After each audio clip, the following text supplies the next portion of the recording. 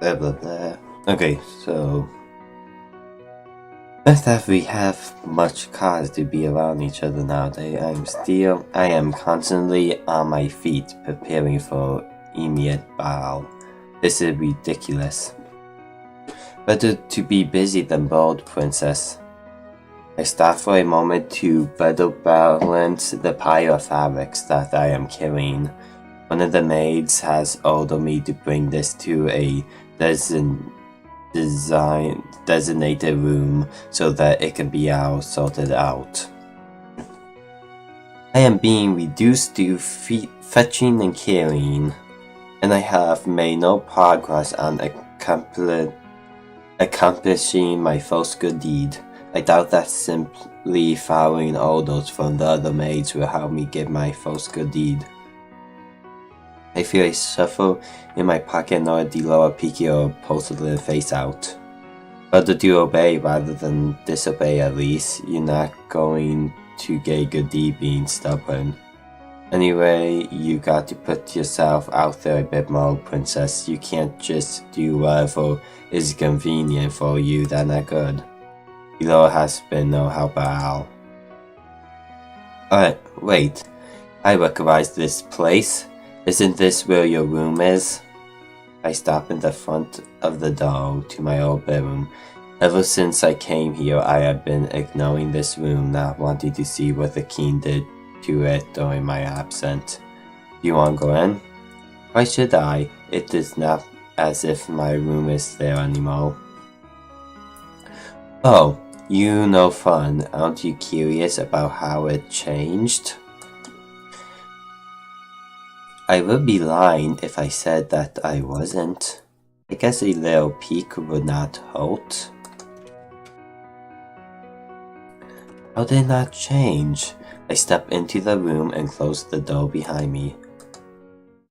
It is like stepping into the past. The room is exactly as I left it. It seems completely untouched.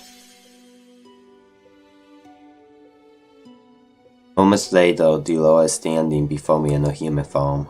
It looks like someone been dusting in here, strange considering no one should remember who this room even belongs to.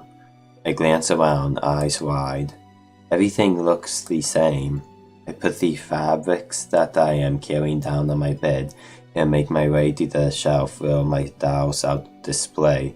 My eyes pause on the Pacific doll. This one was not here before. Deloa raises an eyebrow. Maybe you just don't remember that one because she wasn't very rememberable. You do have a lot of dolls after all. No, I know each of my dolls by name. This one is definitely new. She looks very similar to the dolls I saw at Rika shop. I quickly turned at the sound of the doorknob. My eyes moved to Deloa, but she was already turned into a doll and tucked herself into a corner of the shelf with the rest of my dolls. Emiette stands in the doorway eyeing me curiously. Lullaby, what are you doing here? I made a mistake and thought I was supposed to bring the fabrics here. I hope she does not see through my lie. Emiette shakes her head and smiles. It is not your fault. You still getting used to the palace, and it's have many rooms. I got lost here all the time when I first arrived too. This room is interesting though. Father expressly ordered that it be kept clean but otherwise undisturbed. Why would he say that? He wouldn't say why, but apparently this room is very special to him. Maybe it belonged to someone he cherished. Cherished? What a joke. Still, I cannot help but feel hope at her suggestion. I don't think Father would like either of us being in here. We should leave soon. I only came here to put a ribbon on one of the dolls. One of the dolls? Yes, I put one of my dolls here. You walked past me to pick up the doll I did not recognize. I brought this.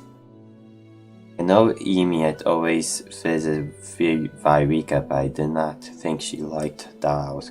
She always preferred receiving and buying books. So why does she have this doll? Do you like dolls? I mean, I don't mind them, but I don't usually buy them for myself, no. So why did you buy this one? Emiet looks at the doll, very satisfied, and shakes her head. I'm not sure. I bought it as a gift, I remember that much. We were going to give it to someone who liked dolls, someone I wanted to befriend. I don't know why, but it feels right to leave the doll here until I can remember whom I was meant to give her to. Okay, that's really sweet. Emiet is silent for a moment before she turns to me with a bright smile. Okay. So she actually was giving my Keldo like a gift, but my Keldo is kind of stuck up.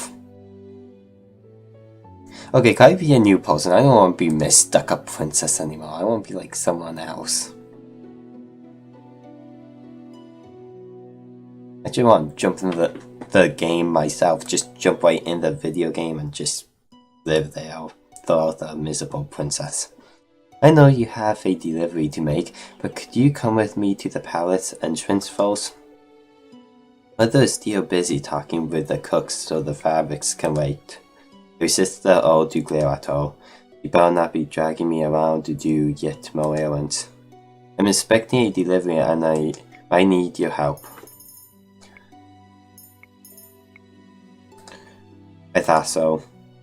I have no choice but to nod, of course.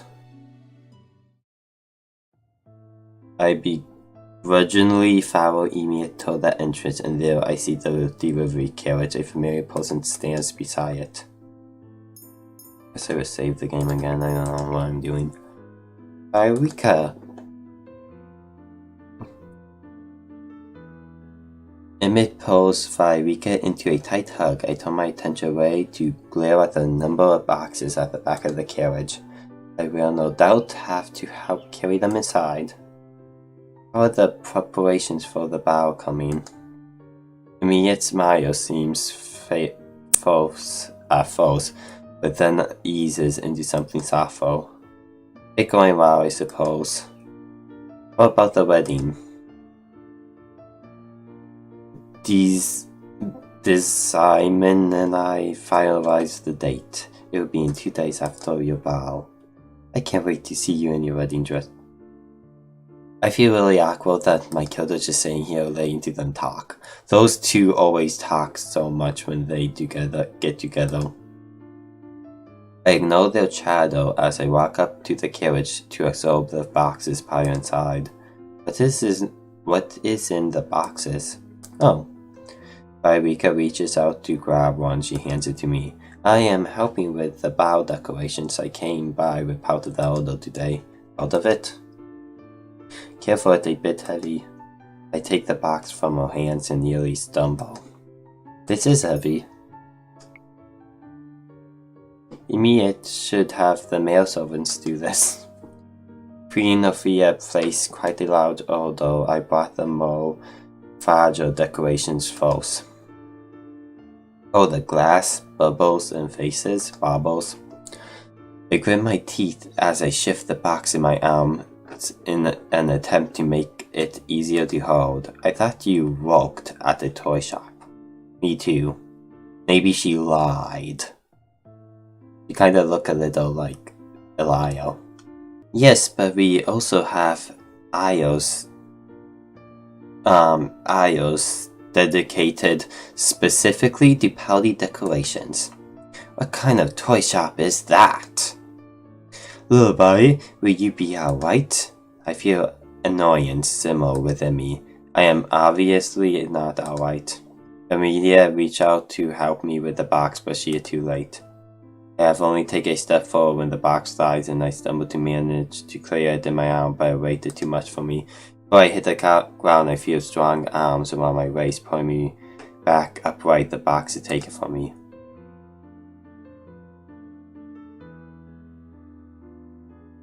I held in mind a racing, and for a moment I cannot comprehend what has just happened. Are you alright, Rod? I glanced to the side and am shocked to see Rod standing there. The expression on her face gives nothing away, but with a close distance, I can see some flicker of emotion. I feel really awkward reading all of this. I don't know, it's just really awkward. Concerned? Am I? I'm so sorry, are you okay? No, she's not okay. Rod pushes me forward, pushing me, and I stumble forward, almost tripping on the ground. He raised an eyebrow at me. Know your limits.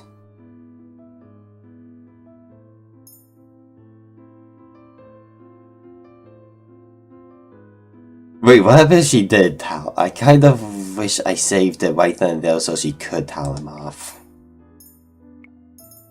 I feel like that'd be funny just to see what she tells him. I clench my fist and take a deep breath to try and stay calm. I will not snoop to his level. He is the one being cruel here. Shouldn't have stubbornly tried to carry something that was too heavy for you. I will not take responsibility if you get hurt. But you shouldn't be angry with her for trying to help me. It was my fault for giving her something so heavy. Hi Rika, what are you doing here? What does he mean? Rod's voice is still cold, while Rika looks startled by a tone. I only came to deliver some of the decorations for the ball. And you thought Emiet and her maid could carry those things on their own? But this is not her fault. I am the one who chose to bring Lullaby with me. I understand the side of the delivery. Rika was just delivering the supplies. At least she admits her mistake. I never thought Rod would be so stubborn. Emiet's expression softens as she looks at the puzzle. She looks sad. Rod knows her and picks up the box that I have been carrying. He begins to walk away before he suddenly stops and glances back at me. Come on. We're going to call some servants to carry the boxes in. Turns around and begins to walk away. I am immediate personal maid, not his. I glance at Immediate, who nods her head. I am really so sorry. Thanks you for helping my brother. I curtsy ever so slightly before running after. Rod, wait. He picks up a pace as if trying to lose me. Turned the corner and barely stopped myself before running right into Rod back. What now? Why are you so angry at me today? I have barely even spoken to you. Your mere presence is enough to darken my mood. I glare at him and cross my arms. Funny you call me cruel, but right now you are worse than I ever was. I don't need someone who haven't even managed a single good deed to lecture me. I have to try very hard to resist the urge to slap him. You were supposed to help me get a good deed. As I said before, I never agreed to this. I still refuse to help you. Rod starts walking again. I hurry after him. I cannot help but recall how cold he was with Rika earlier. I thought they were friends, but he treated her like this at the toy shop too. Why was you so angry with Rika earlier? No reason. Raised an eyebrow when Rod quickly answered the question. Then you were cold for no reason? You have such a princely disposition. Rod frowns but had no rebuttal for my words. You must be generally cold and unfriendly. Excuse me? That would explain why you treated Fairytale as you did. I had thought that you two were childhood friends. Fairytale were always closer with Emiet than with me. We may have been friendly once, but we still became distant. Distant? It is none of your business. I passively passed by my door, remembering that I left both the fabric and the Loa inside. I take my roll towards the door and open it. Yeah, you shouldn't have left the Loa alone. She probably gonna cause trouble, like put spells on more people. She may even attack the king. You never know with the Loa. What are you doing? None of your business. Enjoy your field trip? I found where I see her sitting on my bed in human form. What would you have done if it wasn't me? Best wishes have a sense for those things. Deloa walked slowly into the room. Nice to see you here, Lady Deloa. Nice to see you too, little stubby. Why are you here? Deloa shrugs as she inspects her nails. I thought I would help the princess here since someone doesn't seem very willing. Rod furrows his eyebrows at her. I didn't. Yes, I know you didn't sign up for this. Wow, she just don't give a care what people think. She's just like, yep, you guys are breaking your curses and you gotta deal with it. But do you really think you have a choice, Rod? Lo looks at Rod pointedly. You know the consequences if this fails. Rod looks away, expression conflicted. Consequences? What are you talking about? Consequences for not helping me with my curse. Rod sighed heavily before turning back to Deloy. He does not pay attention to me. I am not the right person for this. Doesn't matter what you think, the princess thought you were, so suck it up and do your job. Rod is silent for a few moments before he finally faces me, looking reassigned. I will help you then, but don't expect me to change my opinions of you. I shrug at him. It's not like I was expecting you to in the first place. Okay, I feel like they both exactly the same. They both just miserable. Deloa, take like a broomstick and attack them with it. Take a dowel and like beat them with it. Oh, can you imagine though, Deloa just turning it down and sitting on the shelf with all the dowels right here in the background? You just see like her right here just sticking out when the king walks in to check on them. That'd be so funny. Deloa grins with clear trumpet. Good talk. Rod signs. In order to achieve your good deeds, you're going to need to mend what you've broken before. I feel I already know what he is going to say. My sister always wanted to be your friend, so you must do just that. Show her kindness, and you may be able to get your first deed through her. Show her kindness, huh?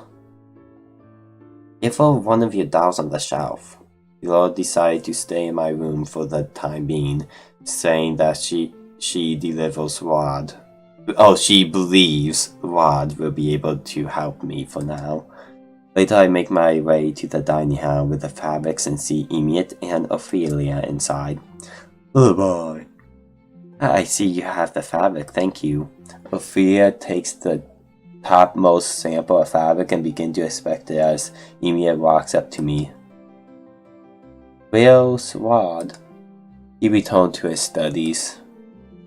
Oh right, he has history lessons today, and I am yet to finish my history homework, which is due tomorrow. As Emmett muses out loud, I ponder what Rod told me earlier. Must become Emmett's friend, but is that really a good deed? Hope Rod didn't send the servants out before he went back to a room.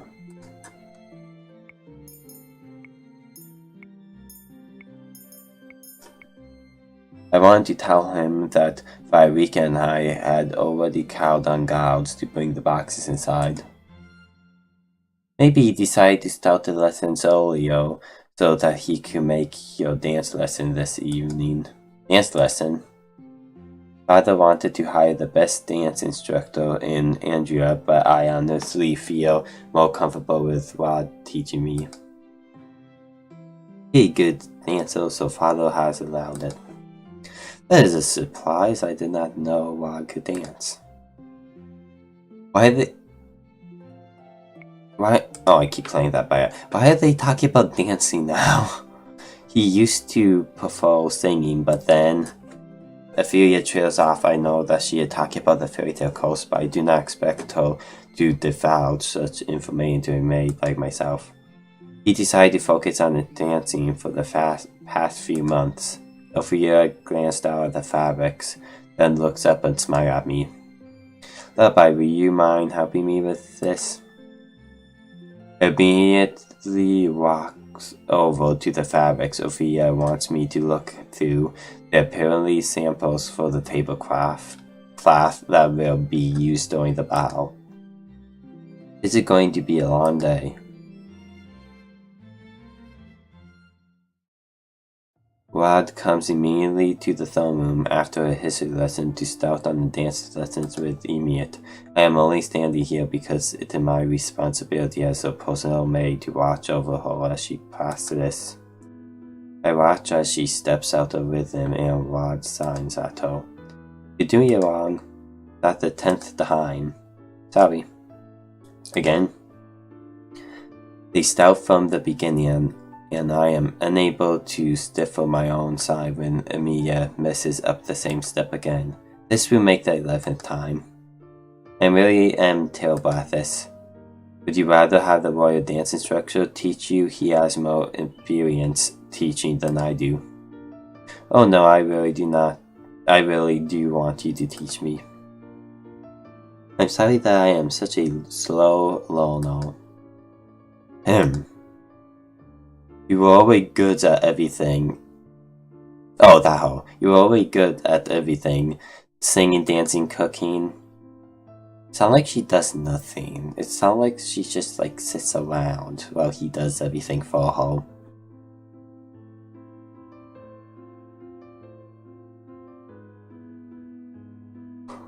Prince Rod cooks. Yes, Rod does cook. He's very good at it. You didn't have to tell her that. Does it really matter? I love bragging about how talented my little brother is. Can't believe that he is younger than her. I see a tinge of pink in Rod's cheeks.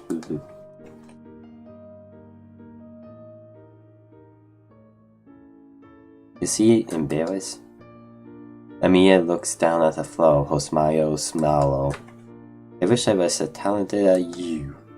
I always thought Emiet was overly optimism.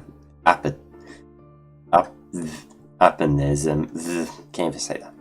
She always seemed to bounce back with a smile, no matter how many times I push her away.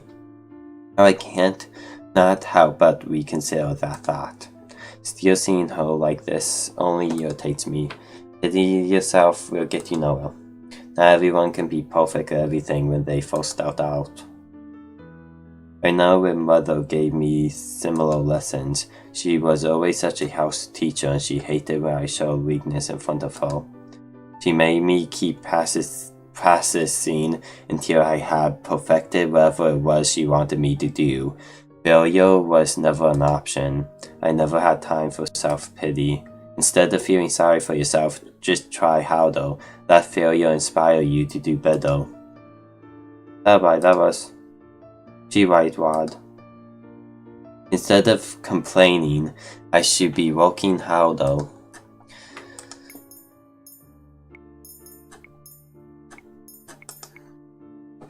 I let out an aspirate sign and cross my arms. You always look at your feet whenever you reach the underarm tone. Instead, focus on counting your steps and let Prince Rod lead you. Worrying too much on your next step is what puts you off with them. Amia stares at me. Can you dance? I can. Why? Oh, that's amazing. There is nothing amazing about me being able to dance. Her praise make me embarrassed regardless. Maybe I could learn faster seeing someone else do the dance first. What are you talking about? It might be easier to copy the steps if I can have someone perform them first. Yay, dance together! Could you help me? I am meant to assist Emiet in any way that I can, but dancing with her brother? Accept. Just dance. Well, if I do accept, at least I can prove that I am a better dancer than Rod. Sorry, am I supposed to be listening to Amelia no matter how a sober request sound? That is what you want. Really? Amelia rushing up to me and take my hand in hers. Thank you, Rabbi. I thought it might be an awkward request, but I'm so happy you agreed to this. Turned to look at Rod, who is growling at me. Okay, this is really weird. They're like, oh, you must dance so I can see you dance and then I can dance like you. Also, why does she always have her hand on her chest? And why does every chick have their hands on their chest in this game?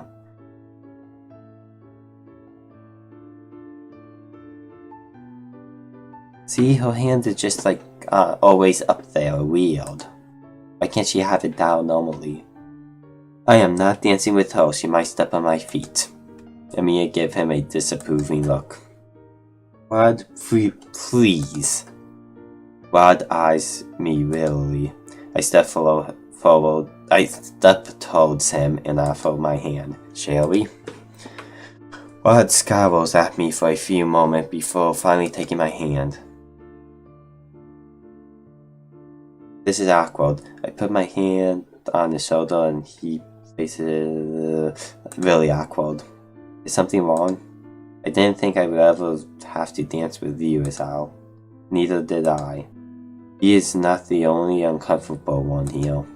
We both start dancing and I mentally start counting the steps. It has been a long time since I last danced with anyone, but the steps come to me naturally. The dance is rather simple. Okay, who else finds this a little awkward?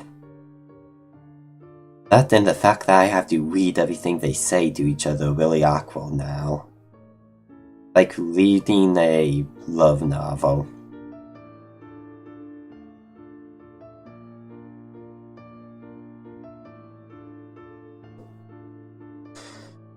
Of course I would never openly admit that.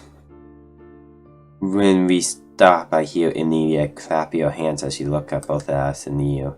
You really are a good dancer. Thank you so much for showing me the steps. Now I know for sure what to do during that pout. I just shrug at her before stepping back into the corner. Ania takes a position in front of Rod once more. This time she has a bright smile on her face. I cannot believe something as simple as that has made her so happy. At the end of the day, Emilia managed to do the steps correctly. She tells me how many times how grateful she is for the help. After practice, I return to my room and retire to bed. I think about how happy Emilia was. How can such small things make a person so happy? You stepped out of rhythm again. But mother, this is really hard. A princess never complained. You must perfect this route by tomorrow, otherwise I will not allow you to play with your dolls for the day. But if you have time for objection, you have time to push yourself harder. Now once again from the top.